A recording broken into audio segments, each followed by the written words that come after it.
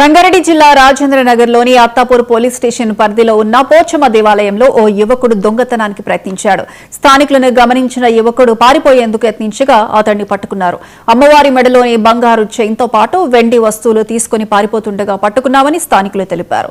దీంతో యువకుడిని దేహశుద్ధి చేసి అత్తాపూర్ పోలీసులకు అప్పగించారు.